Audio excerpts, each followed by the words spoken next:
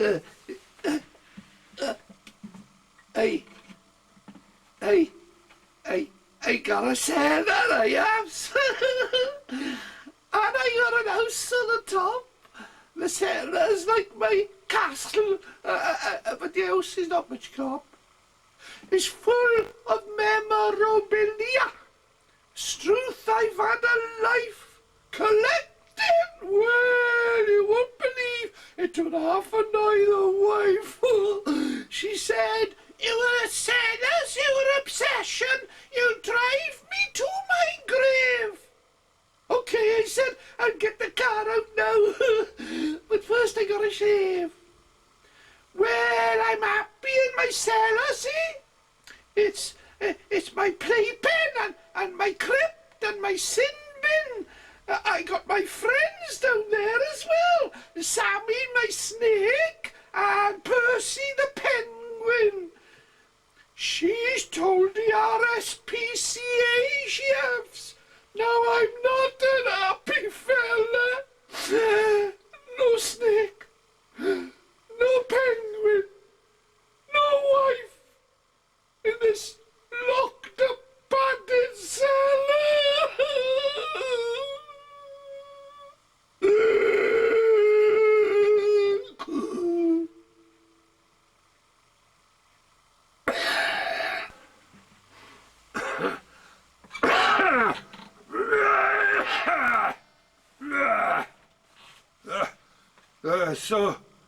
So why have they put me in this ward?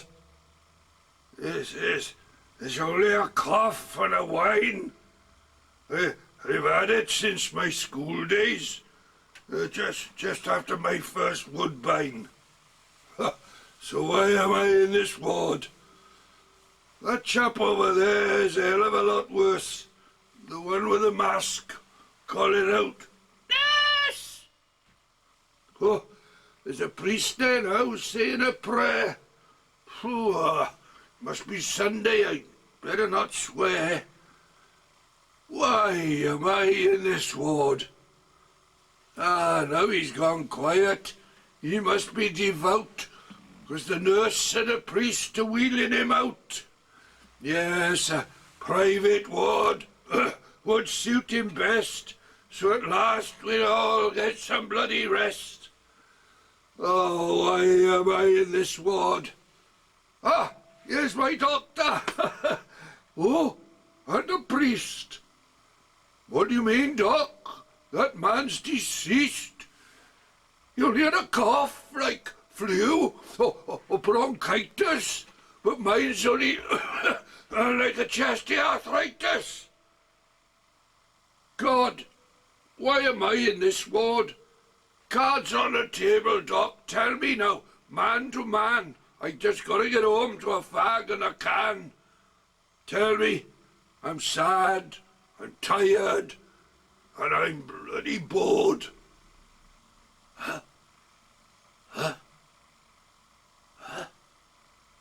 Oh, so that's why you put me in this ward. Oh.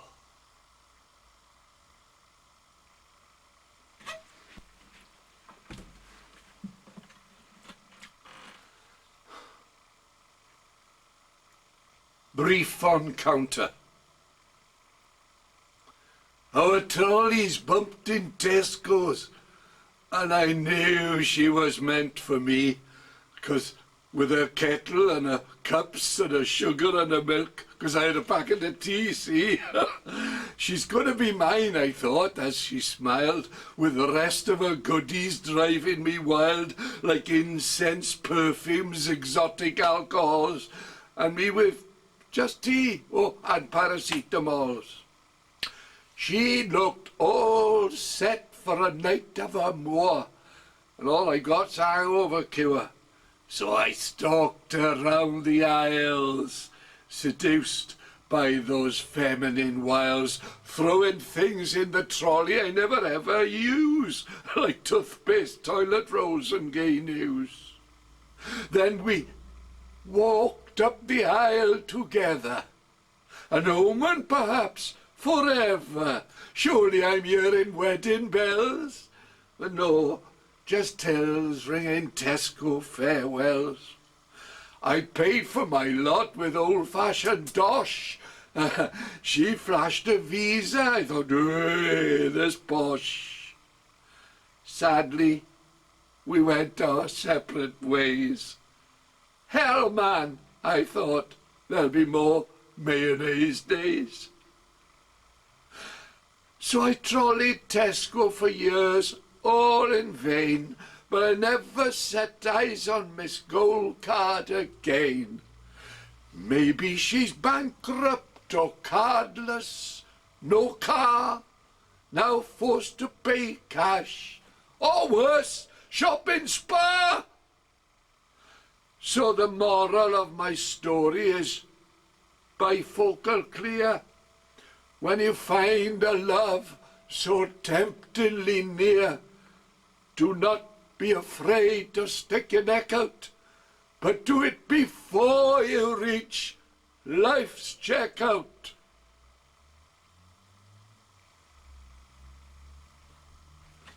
This one's called The Packed Lunch. The world was at war in 1939. Me, just a lad of 11, but I was well prepared with a bow and an arrow and a den in the park, my heaven.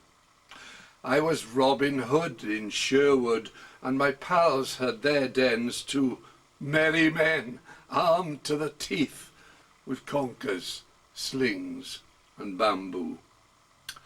1 year later, and our games are over. That's war, no guarantees. We're told we're to be deported, from outlaws to evacuees. So await the train with a gas mask and case, already missing our fun. I must dry that tear, hide my fear. It's what Robin Hood would have done. On that unhappy journey, a treat in sight. At least I found something to munch. Mam had made a mix of goodies, despite rationing a little packed lunch. A girl sitting near had nothing. I shared, of course I should. Give to the poor, my motto, just as Robin Hood would. I asked her name. She said, I'm Marion. It's like back in Sherwood again, as we tucked into tasty paste sandwiches on that junior refugees train. At last, a new platform, all alight to new uncles, new aunties, conditions, selecting new charges by pointing, like a theatre director's auditions. Marion and I maintained our friendship through war and peacetime life, and thanks to munching Mam's packed luncheon, I made Marion my wife. But no more den or merry men, or hiding in leafy Sherwood. By helping the poor, I made it rich. Robin Hood would have understood. Looking almost human, a next-door kind of boy, with an eye for beauty too, your car, your pride and joy. Prowling our streets by night and day, stalking his four-wheeled metallic prey, devoted to destruction, his only claim to fame, and hell-bound on setting his spoils aflame, and racing the police in a search for sanctuary, like his mates long gone, who found it in a mortuary. This moto-mad hero acts as tough as steel, but in court turns to jelly, needing an underseal. As magistrates glare from their heavenly podium, completely unmoved by his pleas for Imodium.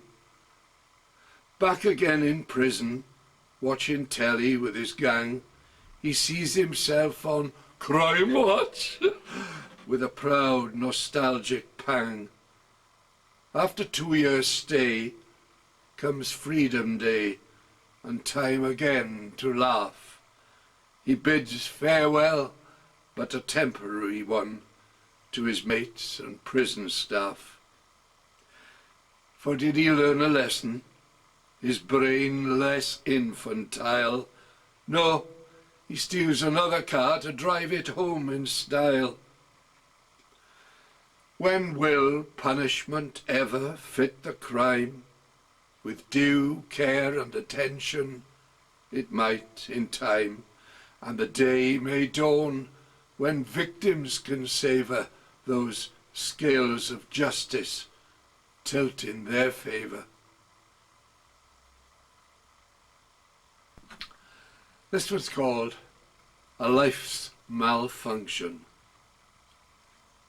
You meet, then that compulsion for a hasty mutual seduction, to marriage with time-honoured unction, and honeymoon's consenting instruction, then her waistline shows expansion. Time for home, your family mansion. The kids arrive, hell-bent on destruction. Apart from eating, seems their main function. I'm well overdue for psychic instruction, or arrange some sort of legal abduction. Too late for a court's injunction, or pray for a family or reconstruction. And all this from one introduction. It's a hell of a price for reproduction. A query. I look to that heaven through a blue, bright sky. I'm told I'll meet God there when I die. But how to get there, I often wonder, when I'm forced to lay 6 feet under. Victoria's Cross. Now, this is the story of Herbert, a melancholic but a virile young man. Queen Victoria was queen at the time, and Herbert her #1 fan. So he stalked around Buckingham Palace, desperate for some regal sight, a smile or a wave from her window, a come hither majestic invite. Then he bought an old wheelbarrow, selling pegs in the hope of seduction, but he flouted the law with his vending raw, and his barrow too for obstruction. Oh, if only the Queen o'er her balcony lean, he'd give her a dozen pegs, though he wasn't banking on cleavage, 'cause no one even saw her legs. Imperative now to attract her attention, he got a job as London's town crier, an appropriate post for a manic depressive, a sort of Jonah meets Messiah. With oh yea yeas wailing and Bella flailing, our Herbert's in lusting torment, a carnal castle in the air, oh yeah, but hell-bent on a royal ascent. Eventually he's granted an audience, my God, and she's starkers except for her crown. But when she sang the national anthem, poor Herbert's libido broke down. Then alarm bells started ringing, and her singing made him wince. So she ordered that he arise again, and promoted him to prince. Now Herbert is ruling the regent, and as you've rightly guessed, he changed his name to Albert. So of course, you know the rest. Orders. As far as I remember, I was happy in the womb, but re-entry? Out of the question. I'm assured there ain't no room. So between hatching and dispatching, I'll cling to life's trampoline, keeping my rhythmic balance, a la wipers on a windscreen. But they, like me, will suddenly stop with the flick of a mystical switch by someone out there with no fanfare who commands our last breathy twitch. The same one, I guess, who refused to say yes when I asked to return to the womb. The one who kindly informs me now there is plenty of room in your tomb.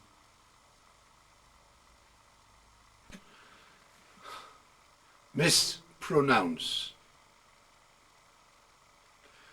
She was simply a poor young working girl, a 5-star hotel chambermaid, who suffered a very slight speech defect. Unfortunate, yes, but oh boy, how it paid. Knocking the door of a gentleman guest, innocently calling, "Room service." Pleasantly shocked, he says, "My love, doors unlocked, this is better than Paris." On exit, he tipped a £50 note.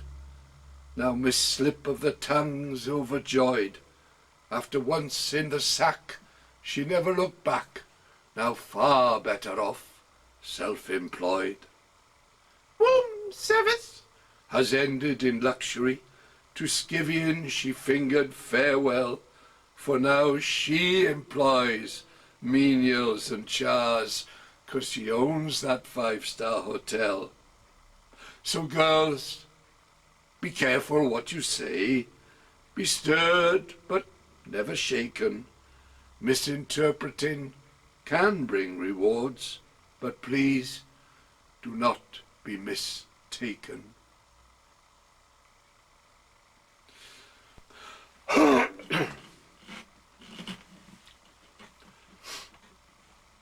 This is called Where'er You Walk.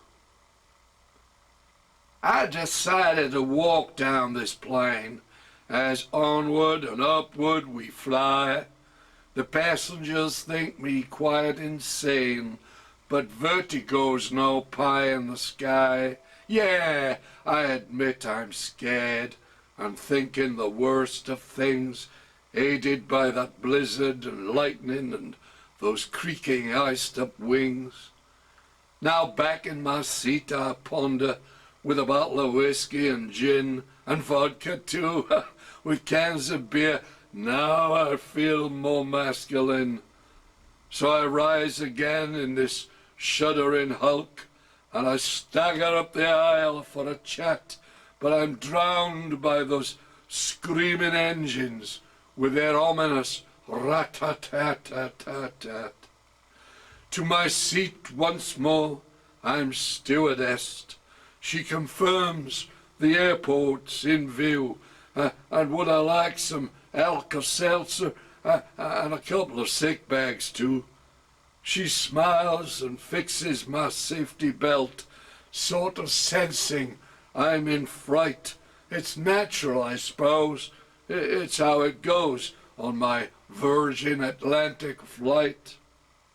Now I'm hearing prayers and chants as we plunge to earth from heaven. They're fearing the worst, 'cause they know it's my first time to pilot a 747. This is called Revamp. Revamp. I regret regretting. Oh yes, it's such a waste of time, what I did or didn't do, why life just doesn't rhyme. So I look back with joy, not anger. Ill temper is so destructive. My could-have-beens never was, and I wish, so unproductive. Okay, I'll make a tiny exception. I regret being a man, for I think act and love femme fatale. Do I need to draw a diagram? Now, it's time to confess to you but must implore hush hush. My bits have been surgically altered. Steady now, boys, don't rush. For my surgeon's so pleased with the changes, albeit I'm no more well blessed. Yes, I miss that outboard motor, but at least there's less to molest. Colleagues, he warned, will shun you, and you'll hanker for their brotherhood, but while they are giving a wide berth, don't pin your hopes on motherhood. Yes, he turned my life around, but Julie Andrews, have no fear, I may just pass as a musical nun, but I can't solve a problem like my rear. Well, I've bared my soul, now all's exposed. Don't stare at me in disgust. For one more op, and I'm perfectly formed. He's promised a 40-inch bust. That single regret's a pleasure now, on my journey from Mr. to Miss, but another has suddenly hit me. I regret having told you all this. Father. For my son, on his lucky 7th birthday, I gave a junior gambling set.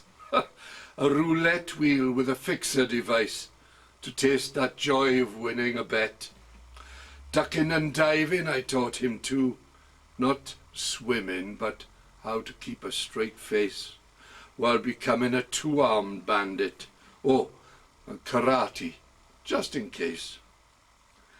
He's a man now, just like me, but his wheel of misfortunes on ice. It's the price you pay, sad to say, for marking cards and loading dice. We're still in touch, in fact, too much, sharing breakfast, dinner and tea, recalling those mutual gambling days, yes. And he sleeps in the next cell to me.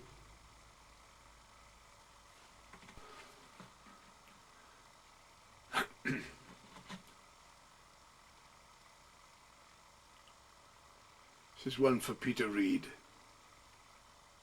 A prank with a Yank. He's that typical American tourist, big open mind and a mouth to match. Destination Swansea's a lifetime's itch, but will it come up to scratch? Dylan Thomas has been his driving force, like that effusive yet elusive green fuse. Now through the glaze of high-rise eyes, he'll tread his mentor's birthplace views. He speaks, I just gotta see that Bryn Mill arch and that Mumbles train round the bay, his statue, his theatre, his mausoleum, and those pubs where he drunk, so they say. I'm awash right now with my heroes' outpourings, but yearn for one more landmark to end this trail of Dylan's tourings and meet that hunchback in Cumbunkin Park. So he sits in that park on a vandalized bench, awaiting a sight of Mr. Humpy, who suddenly staggers out of the green, a flea-bitten hobo, sodden in scrumpy. He says, I'm a Dylan Thomas tribute act, paid to taunt, offend, mislead. Even my hump's not real. Have a feel. Hello. Oh, and my name's Peter Reed.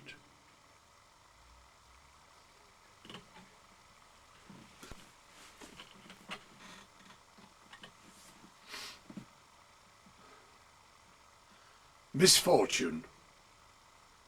Love to her was premium bonding, a duel with winner and loser.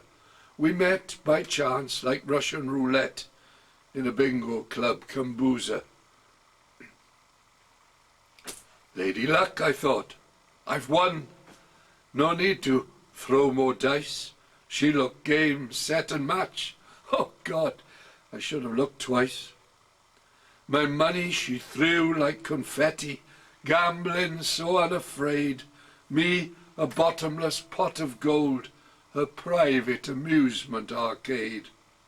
She sought elusive prizes, heads or tails she'll choose. Monopoly, Ludo, snakes and ladders, whenever she flips, I lose.